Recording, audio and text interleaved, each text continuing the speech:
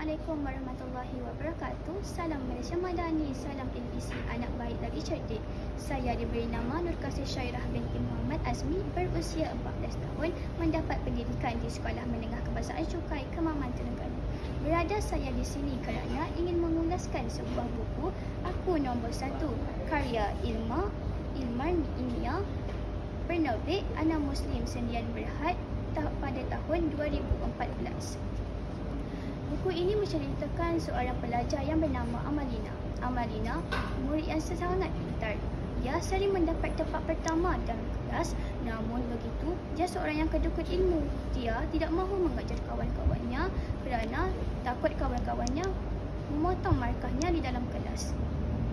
Pada suatu hari, markahnya dipotong oleh rakan sekelasnya, iaitu Najihah. Dia tidak berpuas hati dan menuduh Najihah meniru dalam ujian.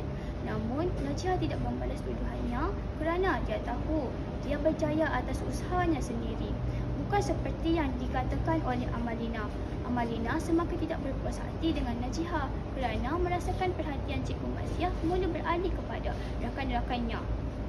Dia ingin merebut tempat pertama kembali, tetapi semakin ramai mengatasinya hasil tunjuk ajar Najihah.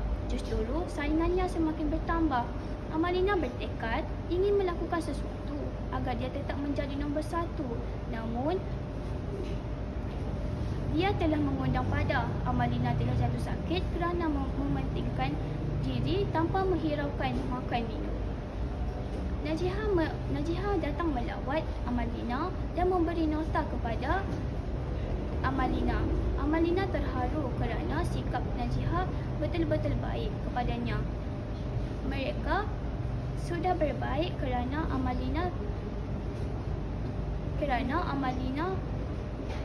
berasa bersalah kepada Najihah.